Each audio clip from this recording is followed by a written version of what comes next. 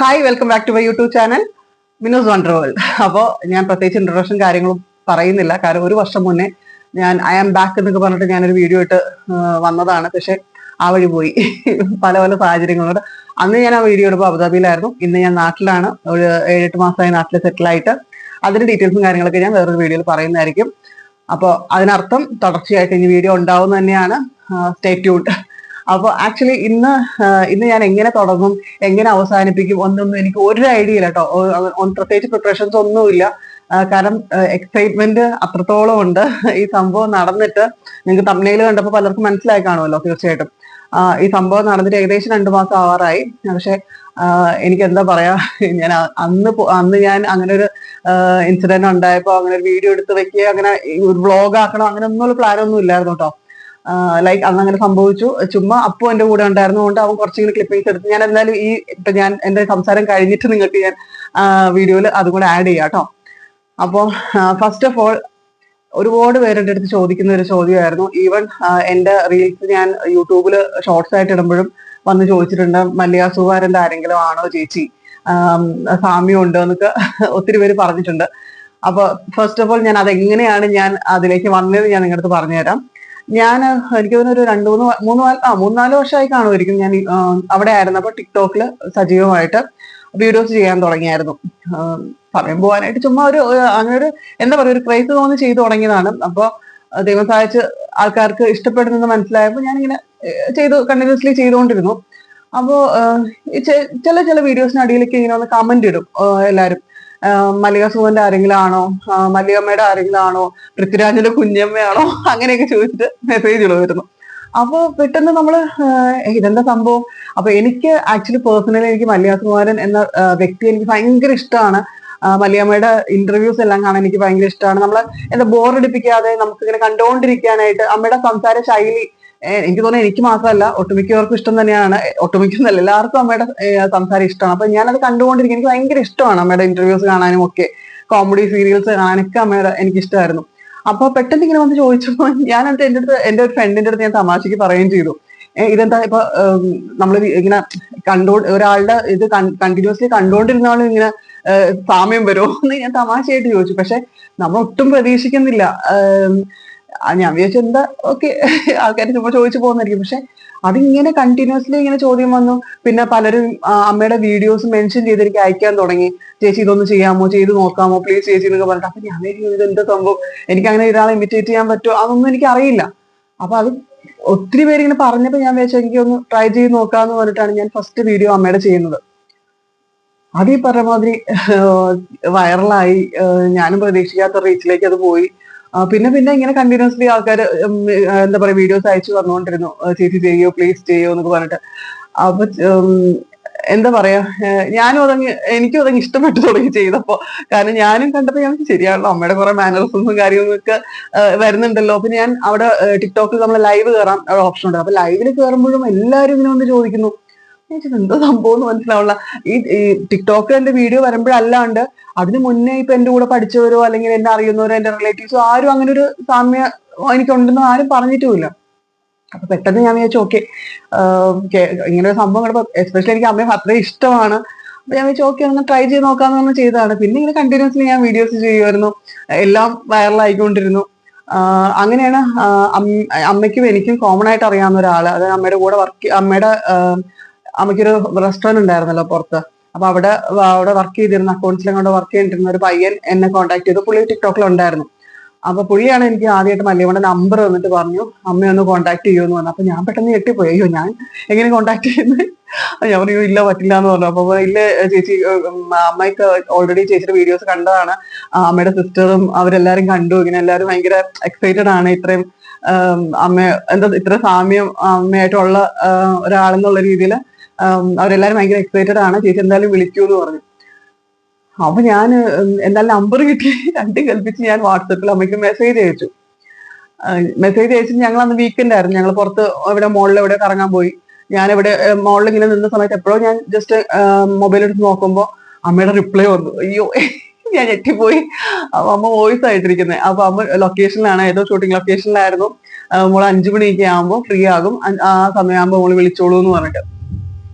എനിക്ക് ഭയങ്കര സന്തോഷം. അയ്യോ എനിക്ക് എന്താ ചെയ്യണമെന്ന് അറിയില്ല. എനിക്ക് പിന്നെ ഷോപ്പിങ്ങിന് ഒന്നിനൊരു മൂടില്ല. ഞാൻ ഹസ്ബൻഡ് അടുത്ത് പറഞ്ഞു പോകും തിരിച്ച് വീട്ടിൽ പോകുന്നുണ്ട്. ഞാൻ വീട്ടിൽ വന്നിട്ട് ഇങ്ങനെ സമയം ഇങ്ങനെ നോക്കിയിരിക്കുക. ലാസ്റ്റ് ആ സമയമായപ്പോ ഞാൻ അമ്മയെ വിളിച്ചു. വിളിച്ചപ്പോ അമ്മ ഫോൺ എടുത്തു. എന്താ പറയാ, എനിക്ക് ഇപ്പോഴും അത് പറയാൻ പറ്റില്ല. അത്ര സന്തോഷമായിരുന്നു എനിക്ക്. ഇങ്ങനെ ഒരാള് നമ്മുടെ അടുത്ത് സംസാരിക്കുക, അല്ലെങ്കിൽ എന്നെ പോലെ സാധാരണ ഒരു വീട്ടമ്മയ്ക്ക് അങ്ങനെ ഒരു ഭാഗ്യം കിട്ടാന്ന് പറഞ്ഞപ്പോ എനിക്കത് പറഞ്ഞറിയിക്കാൻ പറ്റുന്നില്ല. അത്ര സന്തോഷമായിരുന്നു. അമ്മയുടെ ഫോൺ നമ്പർ എനിക്ക് ഷെയർ ചെയ്തു. ലൈക്ക് അമ്മയ്ക്ക് പേഴ്സണൽ നമ്പർ, ലൈക്ക് അമ്മ അതായത് മറ്റേ നമ്പർ കുറച്ച് ബിസി ആയിട്ടുള്ള നമ്പറാണ് അത്. ഷൂട്ടിങ്ങിലും കാര്യങ്ങളൊക്കെ യൂസ് ചെയ്യുന്ന നമ്പറാണ്. ഇതാകുമ്പോൾ മോള് മെസ്സേജ് അയച്ചാലും അല്ലെങ്കിൽ ഞാൻ റെസ്പോണ്ട് ചെയ്തോളാം എന്നുള്ളത്. അപ്പൊ അതൊക്കെ എന്നെ സംബന്ധിച്ച് എനിക്ക് ഭയങ്കര ഒരു ലോട്ടറി അടിക്കുന്ന ഒരു അവസ്ഥയായിരുന്നു. അപ്പൊ ഞാൻ ഓക്കെ ശരി എന്ന് പറഞ്ഞിട്ട് ഞാൻ പിന്നെ ഇടയ്ക്ക് അമ്മയ്ക്ക് മെസ്സേജ് അയക്കാൻ തുടങ്ങി. ഞാൻ വിളിച്ചങ്ങനെ എനിക്ക് എന്താ പറയാ, എനിക്ക് ഭയങ്കര മടിയുള്ള ഒരു കാര്യമാണ്. കാരണം അവർക്ക് ഏത് ലെവലിൽ നിൽക്കുന്ന ആൾക്കാരാണ്. അപ്പൊ നമ്മള് ഇങ്ങനെ ഒരു പരിചയം വെച്ചിട്ട് നമ്മൾ അത് മിസ്യൂസ് ചെയ്യാൻ പാടില്ലല്ലോ. അപ്പൊ ഞാൻ അങ്ങനെ വിളിയൊന്നും കുറവായിരുന്നു. ബർത്ത്ഡേ കാര്യങ്ങളൊക്കെ വരുമ്പോൾ വിളിക്കും. എന്റെ അപ്പൂന്റെയും അമ്മയുടെയും ബർത്ത്ഡേ ഒരു ദിവസമാണ്, നവംബർ 4th. അപ്പൊ അങ്ങനെയൊക്കെ വരുമ്പോൾ ഞാൻ വിളിച്ച് വിഷ് ചെയ്തിട്ടുണ്ട്. അതല്ലാതെ ഞാൻ അങ്ങനെ എപ്പോഴെപ്പോഴും നമ്മൾ അങ്ങനെ വിളിക്കുക അങ്ങനെ ചെലപ്പെടുത്തൊന്നും ചെയ്തില്ല. പക്ഷെ അമ്മയുടെ വീഡിയോസ് ഞാൻ ചെയ്യുമ്പോൾ വീണ്ടും ഞാൻ വീഡിയോസ് അയച്ചു കൊടുക്കാറുണ്ടായിരുന്നു. അമ്മ എല്ലാത്തിനും അഭിപ്രായം പറയും കണ്ടിട്ട്. പിന്നെ അതല്ലാതെ FB-യിലൊക്കെ ഞാൻ ഇടുന്ന സ്റ്റാറ്റസും സ്റ്റോറി എല്ലാം അമ്മ കാണുന്നുണ്ടായിരുന്നു. അതൊക്കെ നമുക്ക് ഭയങ്കര ഒരു എന്താ പറയാ, ഒരു അച്ചീവ്മെന്റ് ആയിരുന്നു സത്യം പറഞ്ഞു കഴിഞ്ഞാൽ. അവാർഡ് കിട്ടിയൊരു രീതിയായിരുന്നു എനിക്ക്. അപ്പൊ അങ്ങനെ ഇപ്പൊ എത്ര വർഷമായി, 2-3 വർഷമായി അമ്മ ആ ഒരു കോണ്ടാക്റ്റിലുണ്ട്. പക്ഷെ നേരിട്ട് കാണാനായിട്ട് പറ്റിയിട്ടില്ല. ഞാൻ കഴിഞ്ഞ വർഷം നാട്ടിൽ വെക്കേഷൻ വന്ന സമയത്തും ഈ പറഞ്ഞ മാതിരി അമ്മ കൊച്ചിയിലായിരുന്നു. അപ്പൊ അപ്പോഴും എനിക്ക് അമ്മ ഇപ്പൊ ഞാനും ട്രിവാൻഡ്രമാണ്, അമ്മയും ട്രിവാൻഡ്രമാണ്. പക്ഷെ കാണാനായിട്ട് ഇതുവരെയായിട്ടും പറ്റിയിട്ടില്ലായിരുന്നു. അപ്പൊ ഇപ്രാവശ്യം ഞാൻ നാട്ടിൽ നിർത്തി വന്ന കാര്യം എല്ലാം അമ്മയ്ക്ക് അറിയാം. അപ്പൊ ഇങ്ങനെ പല പ്രാവശ്യം പ്ലാൻ ചെയ്തപ്പോഴും അപ്പു ബാംഗ്ലൂരായ കാരണം എനിക്കിപ്പോ ഞാൻ അപ്പുവിനെ കൊണ്ട് പോയി കഴിഞ്ഞു കഴിഞ്ഞാൽ എനിക്ക് വീഡിയോസും ഫോട്ടോസും എടുക്കാനായിട്ട് അപ്പു ഉണ്ടല്ലോ എന്നുള്ളൊരു ചിന്തയായിരുന്നു എനിക്ക്. ലൈക്ക് നമുക്ക് എപ്പോഴെപ്പോഴും പോയി കാണാൻ പറ്റുന്ന ഒരാളല്ലല്ലോ. അത്രയും എന്താ പറയാ, നിങ്ങൾക്ക് ഊഹിക്കാവുന്നതല്ലേ ഉള്ളൂ. നമുക്ക് അങ്ങനെ ഒരു ഓപ്പർച്യൂണിറ്റി അമ്മയെ കാണാൻ കിട്ടുമ്പോൾ കുറച്ച് ഫോട്ടോസും കാര്യങ്ങളൊക്കെ എടുത്ത് വെക്കണം എന്നുള്ളൊരു ആഗ്രഹമായിരുന്നു എനിക്ക്. ഇടയ്ക്കൊന്ന് കട്ട് ചെയ്തിട്ടാണ് ഞാൻ ഇപ്പൊ സംസാരിക്കുന്നത്. കാരണം പുറത്ത് നിങ്ങൾക്ക് സൗണ്ട് കേൾക്കുന്നുണ്ടോ എനിക്ക് അറിയില്ല. ഭയങ്കര മഴയും ഇടിയും ഒക്കെയാണ്. അപ്പൊ ഞാൻ ഇടയ്ക്കൊന്ന് കട്ട് ചെയ്തായിരുന്നു. കട്ട് ചെയ്തിട്ട് ഞാൻ തന്നെയാണ് ക്യാമറ സെറ്റ് ചെയ്തതും കാര്യങ്ങളെല്ലാം. കാരണം അപ്പൂടെ ബാംഗ്ലൂർ ആണല്ലോ. അപ്പൊ ഞാൻ തന്നെയാണ് എല്ലാം ചെയ്തത്. ഇപ്പൊ കുറെ സംസാരിച്ച് ഇപ്പൊ റെക്കോർഡ് ചെയ്ത ഭാഗം നോക്കുമ്പോ ഈ സൈഡിലായിട്ട് നിങ്ങൾക്ക് ABC കാർഗോന്റെ പെട്ടിയൊക്കെ കാണാം. സംഭവം ഞാൻ അവിടെ നിന്ന് നിർത്തി വന്നപ്പോ കാർഗോ അയച്ചതിന്റെ സാധനങ്ങളൊക്കെയാണ്. പക്ഷെ അതൊക്കെ ഇതിൽ കിട്ടിയ ആരുമല്ലല്ലേ, നമ്മളല്ലേ. അപ്പൊ അതിനുശേഷം ഞാനൊരു ഗ്യാപ്പ് എടുത്തത് ഈ മഴ നിങ്ങൾക്ക് ഇതിൽ മൈക്കിൽ കൂടെ സൗണ്ട് പുറത്ത് കേൾക്കുന്നുണ്ടോ എനിക്ക് അറിയത്തില്ല. നല്ല മഴയാണ് പുറത്ത്. അപ്പൊ പറഞ്ഞു വന്നത്, ഒന്നും കൂടെ ഒന്ന് കേട്ട് നോക്കട്ടെ ഞാൻ ഈ സംസാരിച്ചത് ക്ലിയർ ആയിട്ട് നിങ്ങൾക്ക് കേൾക്കുന്നുണ്ടോ എന്നുള്ളത്. കാരണം നല്ല മഴയാണ്. അപ്പൊ എന്തായാലും കേൾക്കുന്നുണ്ട്, സൗണ്ട് ക്ലിയർ ആണ്. പക്ഷെ അപാര മഴയാണ് പുറത്ത്. പറഞ്ഞു വന്നത്, ഞാനപ്പോ അപ്പു വരാൻ വേണ്ടിയിട്ട് ആക്ച്വലി വെയിറ്റ് ചെയ്യുന്നു. ഇടയ്ക്ക് 1-2 പ്രാവശ്യം അങ്ങോട്ടും ഇങ്ങോട്ടും ഞാൻ അമ്മ മെസ്സേജ് അയച്ചപ്പോ അമ്മയും തിരക്കായിരുന്നു, അമ്മ ഇങ്ങോട്ട് വെച്ചത് ഞാനും തിരക്കായിരുന്നു. അപ്പൊ ഞാൻ ചോദിക്കും എന്തായാലും അപ്പു വരട്ടെ എന്ന് ചോദിച്ചാൽ അങ്ങനെ അപ്പു നവംബറിൽ ഒരു 3-4 ദിവസത്തേക്ക് അവൻ വന്നിട്ടുണ്ടായിരുന്നു. ആ സമയത്ത് നവംബർ 21-നാണ് ഞാൻ അമ്മയെ കാണാനായിട്ട് പോകുന്നത്. അപ്പൊ എന്റെ തലേ ദിവസം, അതിന് കുറച്ച് ദിവസം മുന്നേ അമ്മ എനിക്ക് മെസ്സേജ് അയച്ചിട്ട് പറഞ്ഞിട്ടുണ്ടായിരുന്നു ട്രിവാൻഡ്രത്ത് ഉണ്ട്, ഇങ്ങനെ ഷൂട്ട് നടക്കുന്നുണ്ട്. അപ്പൊ അതുകൊണ്ട് അമ്മ ട്രിവാൻഡ്രത്ത് തന്നെ ഉണ്ട് എന്ന് പറഞ്ഞു. അപ്പൊ ഞാൻ അതുകൊണ്ട് തലേ ദിവസം ഇങ്ങനെ മെസ്സേജ് അയച്ചപ്പോ അമ്മ പറഞ്ഞു ഞാനുണ്ട് മോളെ, നാളെ ലൊക്കേഷനിലോട്ട് വന്നോളൂ എന്ന് പറഞ്ഞു. അപ്പൊ ഇവിടെ ട്രിവാൻഡ്രത്ത് ഉള്ളവർക്ക് അറിയാം, അരുവിക്കര എന്ന് പറഞ്ഞിട്ട് ഉള്ള ലൊക്കേഷനിലായിരുന്നു അമ്മ ഇപ്പൊ അഭിനയിക്കുന്ന സീരിയല് നടക്കുന്നത്. അപ്പൊ ഞാന് വരാൻ അമ്മ ഇങ്ങനെ പറഞ്ഞു.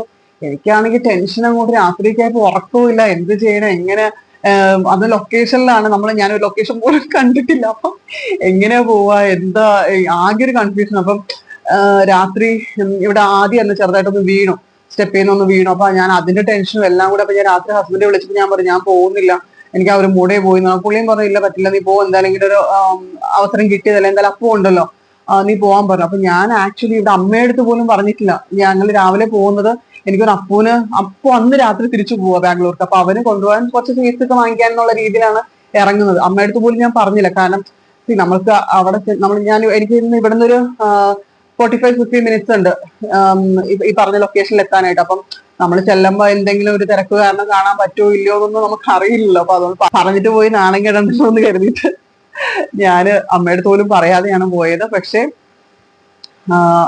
ഇവിടുന്ന് രാവിലെ ഞങ്ങൾ ഇറങ്ങി. അമ്മ ഒരു 11 മണിക്കൊക്കെ ചെല്ലാനാ പറഞ്ഞത്. ഞങ്ങൾ ഇവിടുന്ന് 11 മണി ആ സമയമൊക്കെ അവിടെ എത്തി, ലൊക്കേഷനിൽ എത്തി. അപ്പൊ ഞങ്ങളിത് പുറത്ത് വെയിറ്റ് ചെയ്തപ്പോ ഒരു പയ്യൻ ഇങ്ങനെ വന്ന് ചോദിച്ചു എന്താന്ന് ചോദിച്ചു. ഞാൻ പറഞ്ഞു വല്യമ്മയെ കാണാനാണെന്ന് പറഞ്ഞു.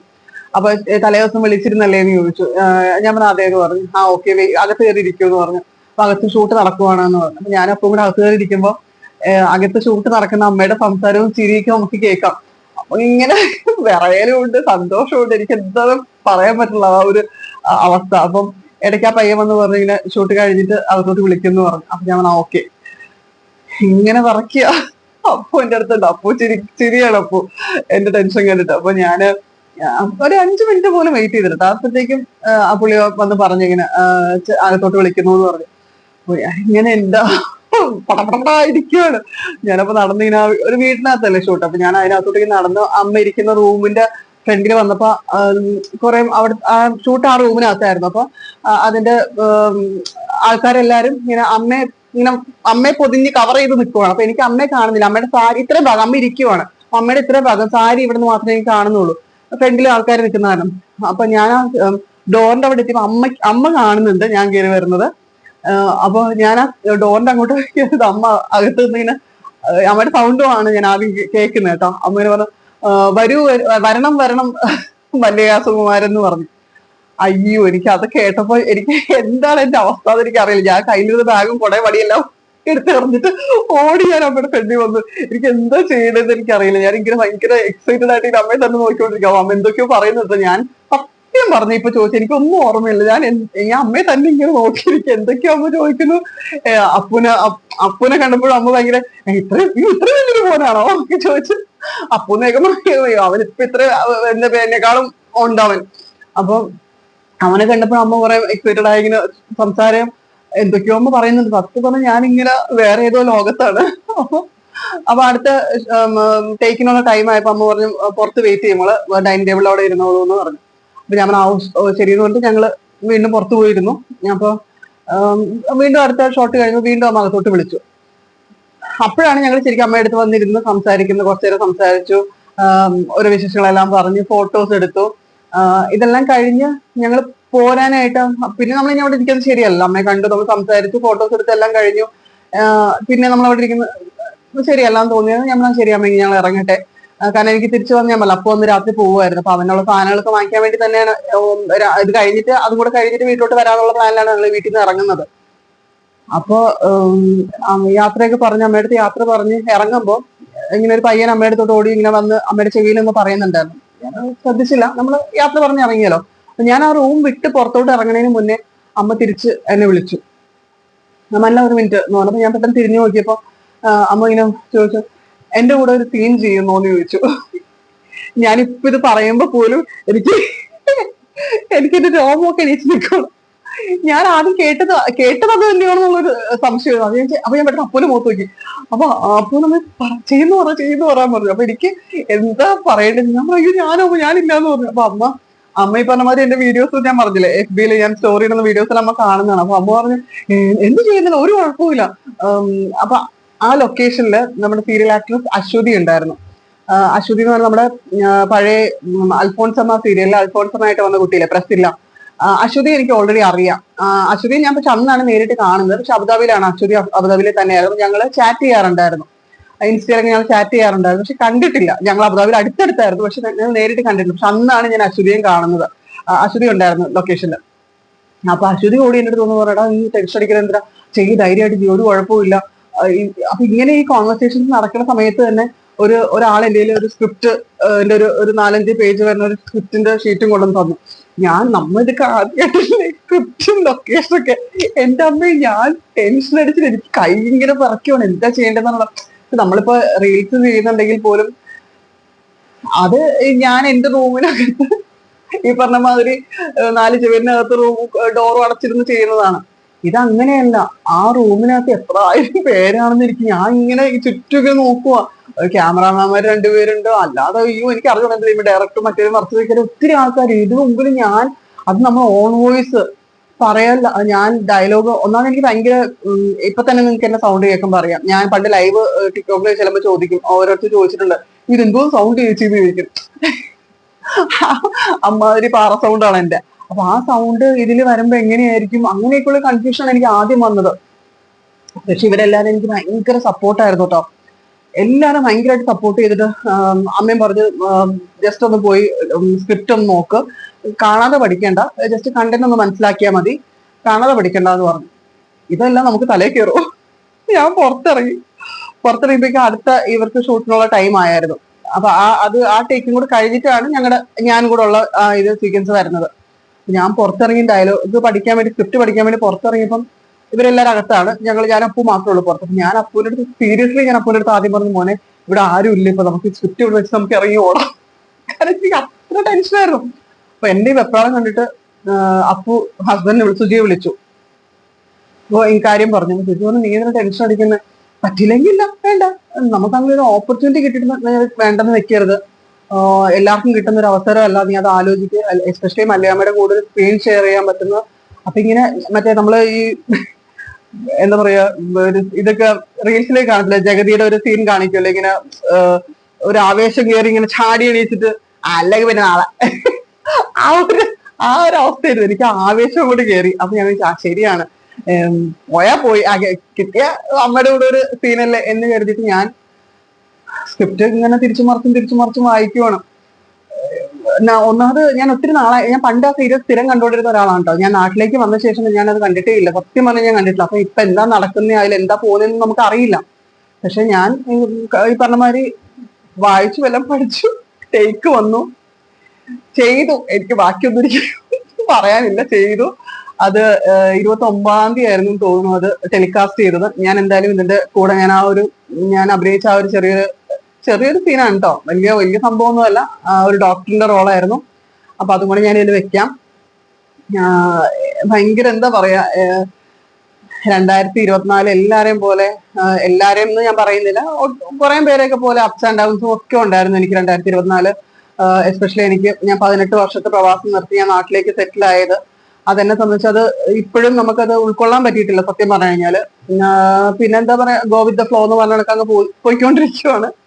അപ്പൊ അതൊരു വിഷമവും കാര്യങ്ങളൊക്കെ സംഭവിച്ചൊരു വർഷമായിരുന്നു 2024. പിന്നെ അല്ലാതെ മാനസികമായിട്ട് കുറച്ച് വിഷമങ്ങളും കാര്യങ്ങളൊക്കെ ഉണ്ടായൊരു വർഷമായിരുന്നു. അപ്പൊ അങ്ങനെ തന്നെ ആ വർഷം അവസാനിക്കും എന്ന് കരുതിയിരുന്ന ഒരിടത്താണ് എനിക്ക് പെട്ടെന്ന് ആ വർഷം അവസാനിക്കാറായപ്പോ ഇങ്ങനെ ഒരു ഭാഗ്യം കിട്ടുന്നത്. അമ്മയെ കണ്ടത് അത് പറഞ്ഞറിയിക്കാൻ പറ്റാത്തൊരു സന്തോഷം, ഭാഗ്യം ഒക്കെയാണ്. അതിന്റെ ഒപ്പം അമ്മയുടെ കൂടെ ഒരു സ്ക്രീൻ ഷെയർ ചെയ്യാൻ പറ്റാന്ന് പറഞ്ഞു കഴിഞ്ഞാൽ അതിന് താങ്ക് ഗോഡ്. എനിക്ക് അതിനപ്പുറത്തേക്കൊന്നും പറയാനില്ല. എനിക്ക് അങ്ങനെ ഒരു അവസരം തന്ന ഡയറക്ടറിനും എല്ലാവർക്കും എനിക്ക് അത്രയും സപ്പോർട്ട് ചെയ്തുകൊണ്ടാണ് അറ്റ്ലീസ്റ്റ് എനിക്ക് ആ ടെലികാസ്റ്റ് കഴിഞ്ഞിട്ട് ഒത്തിരി പേര് എന്നെ വിളിച്ചു പറഞ്ഞ് എല്ലാവരും കോമൺ ആയിട്ട് പറഞ്ഞൊരു സെന്റൻസ്, ആദ്യമായിട്ട് ചെയ്യുന്നതെന്ന് തോന്നില്ലായിരുന്നു എന്ന് പറഞ്ഞു. അത് ഭയങ്കര സന്തോഷം തോന്നി എനിക്ക്. ഈവൻ മല്ലിയമ്മ പോലും എൻ്റെ അടുത്ത് അത് പറഞ്ഞു. അതൊരു പക്ഷെ എനിക്ക് അവിടുന്ന് എല്ലാവരും ആ സപ്പോർട്ട് കൊണ്ടായിരിക്കാം മേ ബി. എനിക്ക് ടെൻഷൻ ഉണ്ടായിരുന്നു, ഒബ്വിയസ്ലി എനിക്ക് ടെൻഷൻ ഉണ്ടായിരുന്നു, എന്റെ ഫേസിൽ അത് അറിയാനും ഉണ്ട്. പക്ഷെ എന്തോ എനിക്ക് ചെയ്യാൻ പറ്റി, നല്ല രീതിയിൽ തന്നെ വന്നു എന്നാണ് എൻ്റെ ഒരു വിശ്വാസം. അപ്പോ ഇതൊന്നും നിങ്ങളുടെ അടുത്ത് ഷെയർ, ഒത്തിരി താമസിച്ചു. ഞാനത് 2024 എന്റോടുകൂടി തന്നെ ഇടേണ്ടതായിരുന്നു ഈ ഒരു വീഡിയോ. പക്ഷെ അപ്പോഴും നമുക്ക് യൂട്യൂബ് റീസ്റ്റാർട്ട് ചെയ്യണം എന്നുള്ള ഒരു പ്ലാൻ ഇല്ലായിരുന്നു. കാരണം വെച്ചാൽ ഞാൻ കുറച്ച് തിരക്കുകളുമായിട്ട് പോവാണ്. ഇപ്പൊ ഞാനൊരു കോഴ്സ് ചെയ്യുന്നുണ്ട് ഇവിടെ, അപ്പൊ അതിന്റെ തിരക്കും കാര്യങ്ങളൊക്കെ ആയിട്ട് ഞാൻ പോയിക്കൊണ്ടിരിക്കണം. അപ്പൊ പെട്ടെന്നാണ് ഇങ്ങനെ ഒരു വീണ്ടും എനിക്ക് റീസ്റ്റാർട്ട് ചെയ്തത്. അപ്പൊ നാട്ടിലല്ല, നമുക്ക് ഒത്തിരി ഓപ്പർച്യൂണിറ്റീസ് ഉണ്ട്, വീഡിയോസ് എടുക്കാനും കാര്യങ്ങളും ഒക്കെ, നിങ്ങളിലേക്ക് കുറെ കാര്യങ്ങൾ എത്തിക്കാനും ഒക്കെ എനിക്ക് പറ്റുന്നുള്ള ഒരു കോൺഫിഡൻസ് വന്നപ്പോഴാണ് ഞാൻ തുടങ്ങാമെന്നുള്ള രീതിയിൽ വീണ്ടും തിരിച്ചു വന്നിരിക്കുന്നത്. അപ്പൊ തുടക്കം തന്നെ എന്റെ ഒരു നേട്ടം, അല്ലെങ്കിൽ എനിക്ക് 2024 എനിക്ക് എന്റെ ലൈഫില് എന്താ പറയാ, അത്രയും വലിയൊരു സന്തോഷം നിങ്ങളിലേക്ക് എത്തിക്കണം എന്ന് എനിക്ക് തോന്നി. ആ ഒരു സന്തോഷം എത്തിച്ചുകൊണ്ട് തന്നെ ഞാൻ എന്റെ വീഡിയോസ് തുടർന്ന് കൊണ്ടുപോകും. പിന്നെ വന്ന ചോദ്യം, ഈ ടെലികാസ്റ്റ് കഴിഞ്ഞിട്ട് കുറെ പേര് എന്റെ ചോദിച്ചു, ഇതിൽ ആ സീരിയൽ കണ്ടിന്യൂസ്ലി ഉണ്ടോ, വേറെ ഇപ്പൊ റീസെന്റ് 2 ദിവസം മുന്നേ എന്റെ ചോദിച്ചു വേറെ എന്തെങ്കിലും പ്രോജക്റ്റ് ആയോ. അങ്ങനെയൊന്നും ഞാൻ ചിന്തിച്ചിട്ട് പോലും ഇല്ലാതോ. അത് അന്ന് അങ്ങനെ വന്നു ചെയ്തു, അത്രേ ഉള്ളൂ. നമ്മൾ അതിന്റെ പുറകെ പോകാനോ ഒരു പ്രോജക്റ്റിന്റെ അല്ലെങ്കിൽ നമ്മൾ ഒരു ചാൻസ് ചോദിച്ചാൽ അങ്ങനെയൊന്നും, നാണക്കേട് കൊണ്ടല്ല കേട്ടോ, പക്ഷെ അങ്ങനെയൊന്നുള്ളൊരു ഒരു ധൈര്യം എനിക്ക് ആയിട്ടില്ല. പിന്നെ അങ്ങനെ ഒരു എന്താ പറയാ, ഇത് തന്നെ കണ്ടില്ലേ, ഇത് നമ്മൾ അപ്രതീക്ഷിതമായിട്ട് വന്നതാണ്. ജസ്റ്റ് അമ്മയെ കണ്ട് സംസാരിച്ച് കുറച്ച് ഫോട്ടോസ് എടുത്തിട്ട് തിരിച്ചു പോരാതിരുന്ന എനിക്ക് അങ്ങനെ ഒരു ചാൻസ് ദൈവമായിട്ട് എനിക്ക് തന്നതാണ്. അപ്പൊ ഇനിയും ദൈവത്തിന് അങ്ങനെ എന്തെങ്കിലും പ്ലാൻ ഉണ്ടെങ്കിൽ തീർച്ചയായിട്ടും മിനി സ്ക്രീനിലോ ബിഗ് സ്ക്രീനിലോ ഒക്കെ നമുക്ക് എന്നെ കാണാൻ പറ്റും. അപ്പൊ എന്തായാലും കുറച്ച് വീഡിയോസ് അവിടെ നിന്ന സമയത്ത് അപ്പു ഇങ്ങനെ എടുത്തിട്ടുണ്ടായിരുന്നു കേട്ടോ. ഞാൻ സ്ക്രിപ്റ്റ് പഠിക്കുന്നതൊക്കെ ആയിട്ട്. അപ്പൊ അതൊക്കെ ഞാൻ ഇതിലൊന്ന് ഉൾക്കൊള്ളിക്കാൻ നോക്കാം. ബാക്കി അടുത്ത വീഡിയോ ആയിട്ട് ഞാൻ ഉടനെ വരാം. സന്തോഷം. Thank you.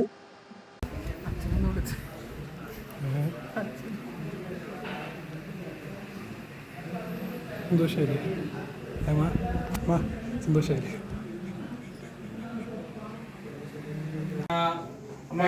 സന്തോഷമായില്ലേ? ചായ കിടക്കുന്നു. അവിടുന്ന് ഇരിക്കി ചെയ്ത് ചെറിയൊരു ഷോട്ടാണ്. അത് എനിക്ക് ഇവർ പുറത്തിറങ്ങി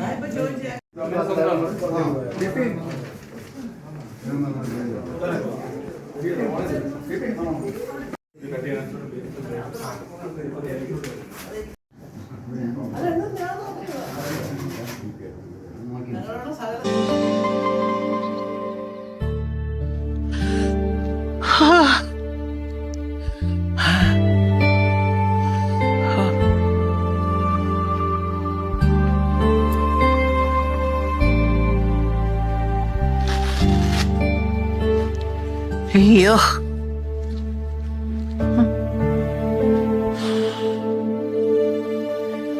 BP അല്പം കൂടുതലാണ്. 2 ദിവസം വിശ്രമം വേണ്ടി വരും. 2 ദിവസം നോക്കിയിട്ട് നമുക്ക് കുറയുന്നില്ലെങ്കിൽ നമുക്ക് ഹോസ്പിറ്റലിലേക്ക് ഷിഫ്റ്റ് ചെയ്യാം. വേറെന്തെങ്കിലും പ്രശ്നം? നത്തിങ്. 2 ദിവസം നല്ലപോലെ ശ്രദ്ധിക്കണം. വെള്ളം കുടിക്കാൻ പറയണം. വെള്ളം നല്ലപോലെ കുടിപ്പിക്കാറുണ്ട്, പക്ഷെ ഞങ്ങളെയാണെന്ന് മാത്രം.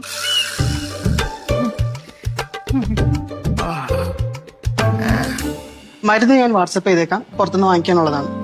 ശരി ശരി. കൊച്ചമ്മ, ഞാൻ അങ്ങോട്ട്.